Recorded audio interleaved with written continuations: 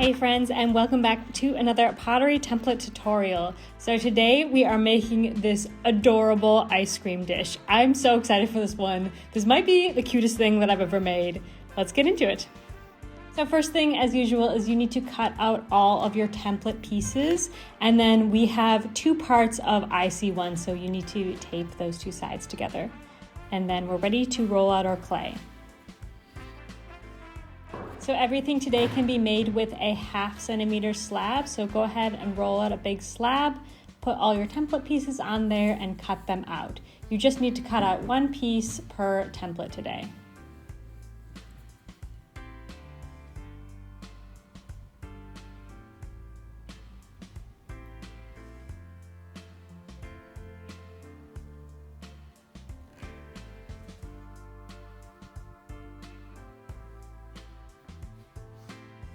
Now, I like to put them in front of the fan for a few minutes to firm them up just a little bit. That way, when you're working with them, they won't be so floppy. So about 5 to 10 minutes in front of the fan works just fine for me. Okay, we're going to be starting with the body of the ice cream dish. So this is the cone shape, and that's IC1. So you want to cut each of the straight ends at a 45-degree angle so that when they overlap, the seam completely disappears. So you want to cut at a 45-degree angle and slip and score as you see Bianca doing here.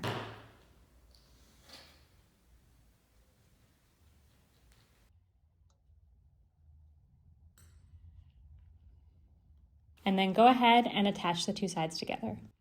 Watch it when you bend this particularly narrow side of the cone because the clay can crack here. If you're finding that it's cracking, my recommendation is to just smooth it out with your finger, smooth out those cracks with your finger. Usually you can blend them out. If you're finding that it's cracking too much, you might have let your clay get a little bit too dry. So it's a fine line, making sure your clay is not too floppy, but also so that you can still manipulate it. This is something that you will improve with over time.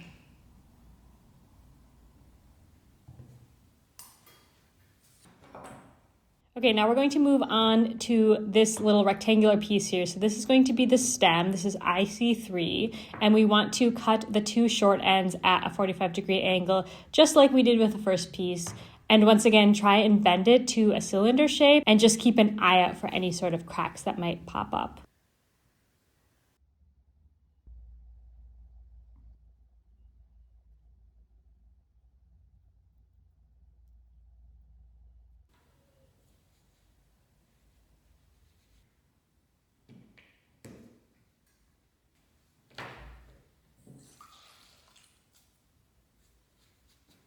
Okay, now we're moving on to the bottom of the ice cream dish. This is the scalloped C-shaped template.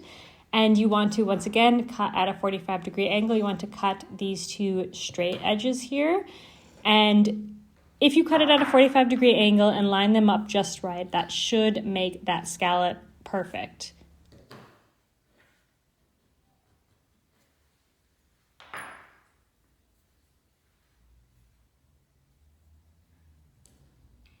If you're finding any troubles with this, you can always trim the edge of the scallop to make it round again.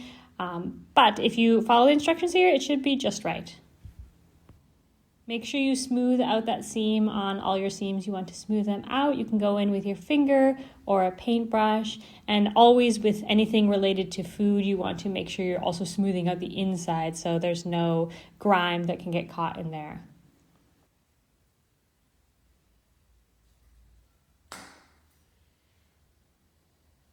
All right, now our pieces are all ready. Now it's time to start assembling. So first we're going to put the bottom on the base. So we're going to start with the IC2 piece. That's the little circle. And you'll notice it's a bit big for the cone. That's totally intentional. That's so that we can mark it, attach it, and then trim it to size. So just line it up, mark where you want to attach it, score and attach, and then you're going to trim it, and you'll see Bianca do that in just a moment.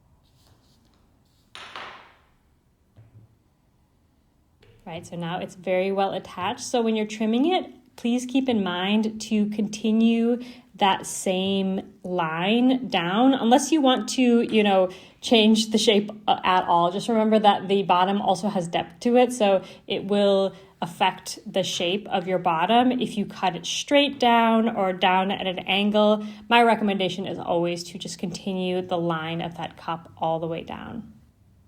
Okay, so now we're going to attach the stem to the bottom. Now, I recommend you do this part first instead of just starting at the body and working your way down, because once you attach the stem to the body, it's going to be quite fragile. So go ahead and prepare this part first, and then we'll attach these two parts together.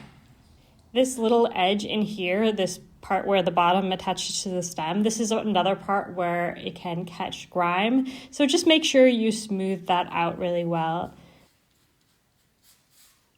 Okay, now it's time to add the scallops to the top now. So you'll notice that it's not having the hole cut out just yet. I'm going to explain that in a moment.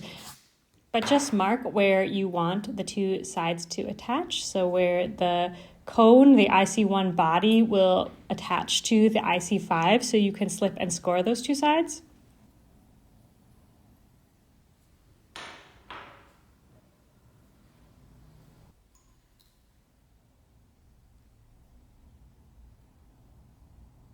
And then, so your next steps will depend on whether or not you want to wait until this piece gets leather hard before cutting your piece out. So if you want to make this piece all in one day, you should follow Bianca's instructions right here. So she has this great little cookie cutter, but you can also just use a needle tool or a knife to cut it out.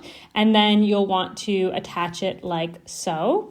Alternatively, if you want to slow down the process and let your pieces get really dry so you can have super smooth edges, you can also just attach it as is, like without the hole cut into it. And then you can go in with, again, a needle tool or a knife, or I like to use a scalpel, and cut out that inside. But you're not going to make that a very clean cut unless you wait until it's a little bit drier. So the second method is what I prefer to do because I feel like you get really tidy edges, but I totally understand that sometimes you're in a class or something and that you have to complete everything in one day. So there's the two options for you.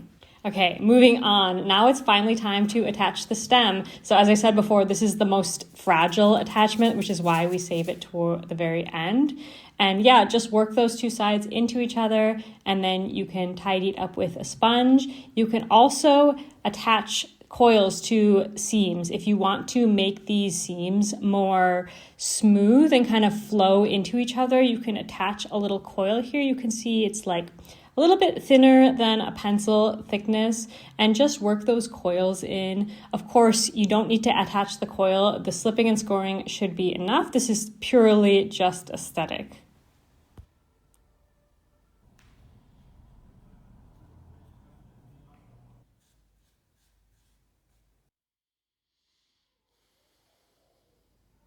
And I always recommend a last little tidy up, especially between the scallops. They can get filled up with slip or any sort of gunk. So just as Bianca's doing right here, I recommend using a damp paintbrush to kind of tidy up those dips in your scallop.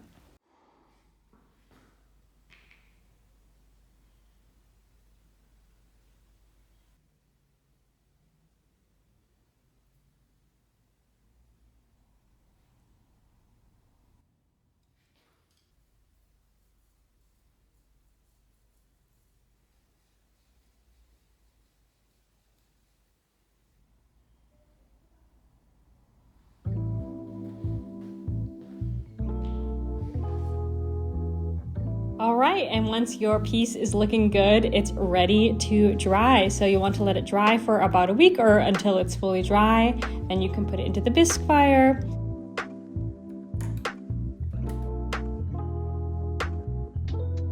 And we are using our classic white glaze here.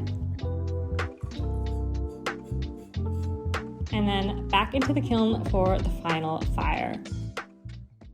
And here is the result of our ice cream dish. I think it is so dang cute. I am so excited about this piece. I hope that you guys like it too. I just think it's such a fun little spring template just in time for the weather to warm up. I'm so excited to see what you guys make with these. I feel like they could be so fun and interesting. You could do it in a bunch of different colors. You can add carvings or stamps to them.